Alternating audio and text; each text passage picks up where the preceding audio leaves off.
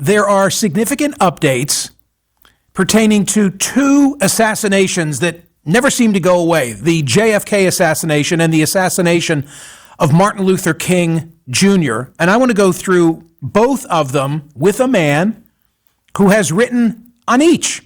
Gerald Posner, who today you can find on Substack, where he writes under the heading, Just the Facts.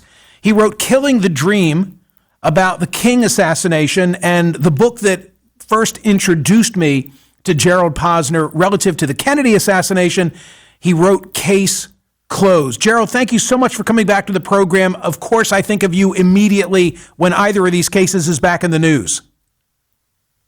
Great to be with you, Michael. Yeah, it is interesting that they both have come back in at the same time with some really interesting possible updates. Totally. Okay, so let's do Kennedy first. It's David Ignatius, writing for the Washington Post, who began a column recently this way. In March of 1976, a young Senate staffer named James Johnston, who was investigating the assassination of President John F. Kennedy, was summoned to CIA headquarters to meet an unidentified agency representative. The man showed him an explosive document whose existence has never been revealed publicly until now. The document said, quote, the Mexican government had investigated Kennedy's assassination and concluded that Cuba was responsible. This recalls Johnson, who's a lawyer and writer who has closely followed the assassination ever since. According to a vetting slip he saw that day, Johnson told me this file had only been read by 5 other people, one of whom was Richard Helms, who headed the CIA from 1966 to 1973. What does Gerald Posner know about James Johnston? So, Michael, the interesting thing on him is he's not some wild conspiracy theorist. He's a lawyer and he's a researcher on the case who has some good bona fide reputation for looking into this subject. Now, what are we relying on? It's his 50-year-old recollection, essentially, of a document that he saw and a slip. There's no archival record of it. We have to believe that what he saw was accurate. But I do think that document existed. I will give him the benefit of the doubt on it. And so the question is, if he saw that document, there are two things. One, was it accurate? Did the Mexicans actually conclude that the Cubans were behind the assassination? One of the things that people often forget, in 1963, in the middle of the Cold War, the Mexican government and Mexican security apparatus went out of their way often to please the CIA and what they thought the American government wanted. Did they think the Americans wanted to think that it was Castro? Possibly, but we don't have the document. So that leads you to the second part of the equation, and David Ignatius does a great job of raising that in the Washington Post. Why wasn't this document produced in all of the National Archive documents when the CIA has been ordered to provide everything about the assassination? Has it been destroyed? Is it sitting in another file somewhere where other documents are? This is why people don't believe the government's conclusion on who killed Kennedy, because we still have documents we should have in the public venue, and with transparency, we're not getting them. Some context, I think, is important relative to this claim that the Mexican government did the investigation and concluded that Cuba was responsible. And I refer to the fact that 2 months before Kennedy's death, Lee Harvey Oswald visited the Cuban embassy in Mexico City, a subject you and I have discussed in the past, but we should address now. What is known of the visit? Why did Oswald go to that embassy in Mexico City, the Cuban embassy? Yeah, I think that visit's absolutely critical. 6 weeks before Kennedy is killed, Oswald shows up in Mexico City at the Cuban embassy and says, by the way, I want to go and join the real revolution, which is happening place in Havana. Give me a visa to go to Cuba. And the Cubans said no. And then he went to the Soviet mission and tried to get in. There he was so mad that they wouldn't endorse his visa for Cuba that he took out a pistol that he had traveled with, slammed it on the desk, and a KGB agent jumped over, we now know from the Russians, and took it away from him. He went back to the Cuban mission. So the question has always been for historians and researchers on the case, did Oswald, at the Cuban mission, did the Cubans say something that motivated him to go back to America and decide that he would do something to prove that he really was a good communist and was worthy of getting down to Havana? And did that turn out to be the Kennedy assassination? So that's still a question that many of us can look at. There's no firm evidence for it. But the idea that Cuba decided to go ahead and actually kill Kennedy and use Oswald, that's a leap that takes, goes against what the available evidence is. Fidel Castro had no special ability to get a job for Lee Harvey Oswald when he returned to Texas at the Texas School Book Depository, the building from which he shot the president 6 weeks after he had been in Mexico City. Let me remind people, or perhaps educate folks, that Gerald Posner, my guest right now in writing Case Closed, comes to the conclusion that Lee Harvey Oswald killed Kennedy and he acted alone. I mean, running against the grain, because Gerald didn't go write a conspiracy book, right, which I imagine would be the type of book that would really ring the register, but instead he wrote a book and concluded that the Warren Commission pretty much got it right. Is that fair to say, Gerald? Yeah, that's right. The problem, Michael, is that the Warren Commission, although they got the basic conclusion right, they made plenty of mistakes along the way, including holding and locking up the files for the American public. And one of the things that I hear most often when I run into somebody and JFK assassination comes up is, why were all those files kept for so many years? They must have been hiding something big. And I wrote that book 32 years ago. And since then, millions of pages of files have come out. We've now gotten almost everything out from the federal government, except we're talking here today about this one file that Johnston saw 50 years ago. And those files haven't proved anything different than what the Warren Commission realized back in 1964 when they released their report, what I concluded in 1993 when I did my book, which is the unfortunate conclusion is that one 24-year-old sociopath, for his own warped motivations, entered the history books by killing the president. And we should know from history that happens far too often, that one person armed with a gun can change history. That happened back in 1963 with Kennedy. One final aspect of the Kennedy story, then I want to switch your attention to MLK Jr. From the David Ignatius piece, he writes, here's why the story of this guy Johnston haunts me. Immediately after we ran Johnston's piece in 1989, I received a call from Helms, the former CIA director. I had spoken with him many times since he retired, often about the Middle East, which I had covered as a reporter and continued to follow closely. He had even written an article for me in the Outlook section. Helms was usually Mr. Cool. But in this call, following our publication of Did Cuba Murder JFK?, he was more upset than I'd ever heard him. How could you publish something like that? He asked angrily. I didn't understand at first. The article made no accusations against the CIA, and Johnston, unlike some investigators, didn't believe the conspiracy theory that CIA killed Kennedy. But clearly this was a raw wound for Helms, and maybe for a personal reason. Sum up and tell me, what do you make generally of this new information? I loved that nugget in the Ignatius report, and one of the things I thought immediately, Helms is in a fury and calling him up. Why? Not because he's afraid that the CIA is being named as the secret source behind the assassination of an American president, but still at that time, the CIA was very, very reticent to come clean about its private war against Cuba. The fact that it had joined together with the mafia to kill a head of state, Castro, that they had failed nearly a half a dozen times to even wound him.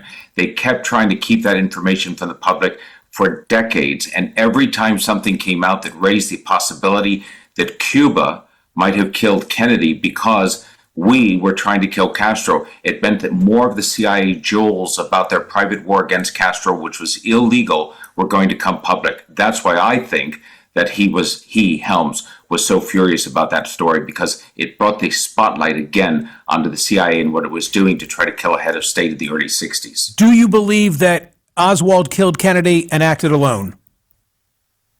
I do think that Oswald killed Kennedy and acted alone, and my challenge always for conspiracy theorists has been, I'll change my mind. All you need to do is bring me a credible piece of evidence that shows that Oswald was working for some of the conspirators. There were plenty of people who wanted Kennedy dead, just like with any American president.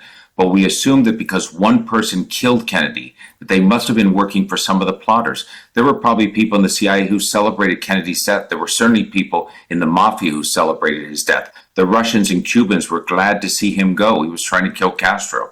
But that doesn't mean that Oswald was doing it for them.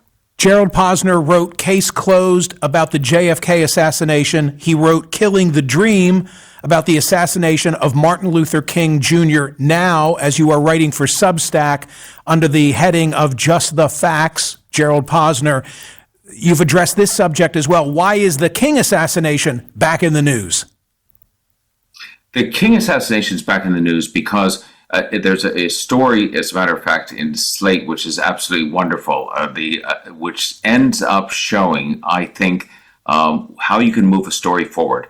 A reporter went ahead and talked to a 93-year-old person who had been a figure in the House Select Committee on Assassinations in the late 70s.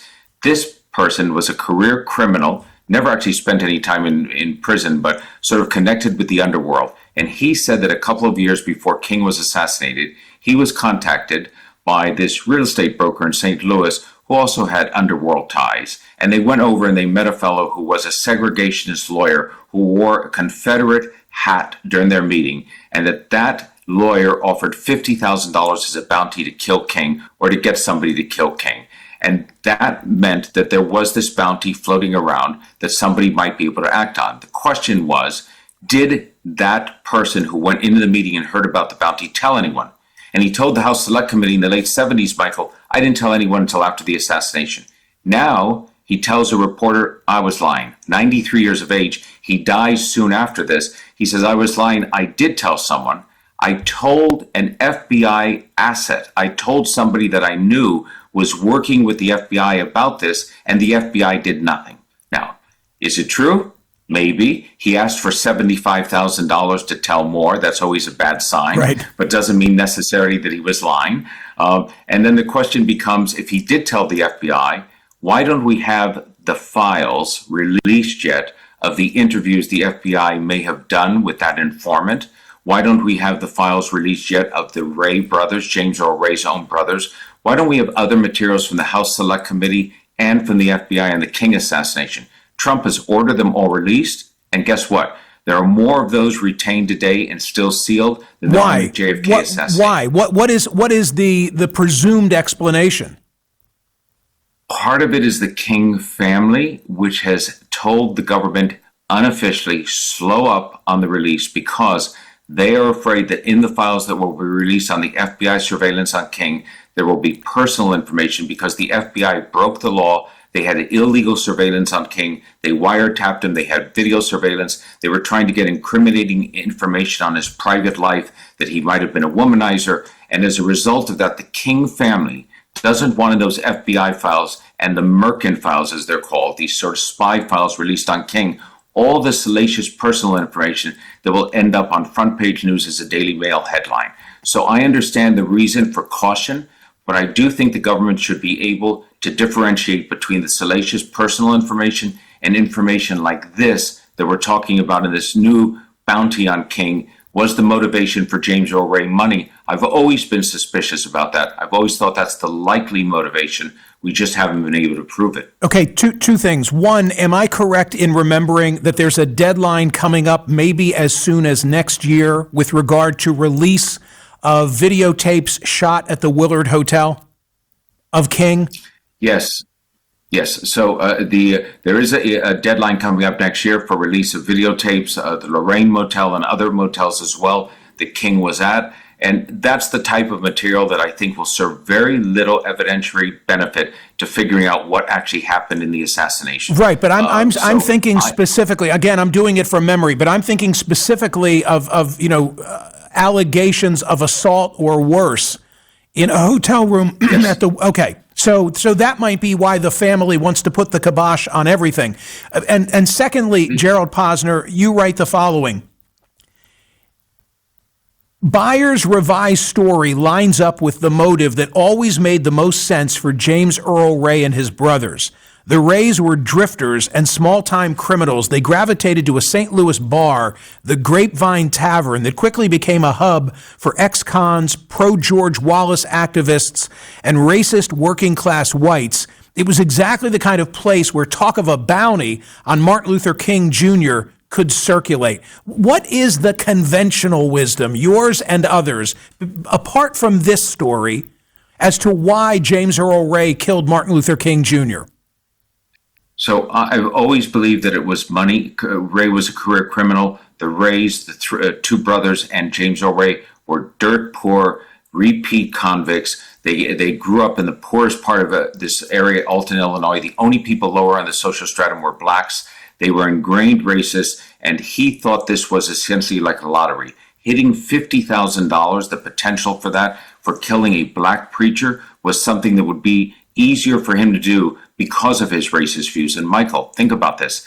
James Earl Ray stands out as an assassin because he's 40 years old. Most of the assassins are in their 20s. Oswald just turned 24. Crooks, who tried to kill Trump at Butler, 20 years old. Yep. Sirhan in his 20s. Ray is 1 year older than Martin Luther King when he killed him. King was only 39. We forget about that. He seems so much older for all he'd achieved. So what turns a 40-year-old convict onto suddenly becoming an assassin? I think that motivation was money. We have all of the circumstantial evidence about how Ray would have heard about the bounty. We just haven't been able to nail down the details. And that's why this buyer's information is potentially so interesting. I see. And so perhaps it all fits with your long-held belief that money was his motivation.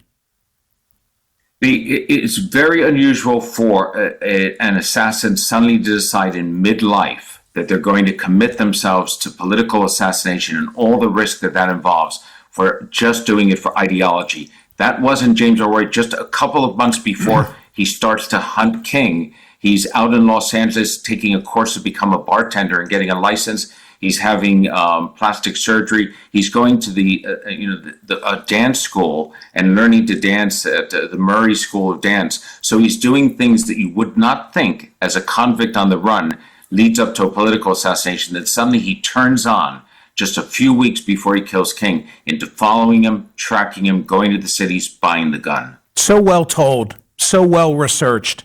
Killing the Dream by Gerald Posner, Case Closed by Gerald Posner, Substack, Just the Facts. Thank you for coming back. I'm so intrigued with each of these stories and still have so many questions about them. I appreciate you, Gerald. Wish you good things.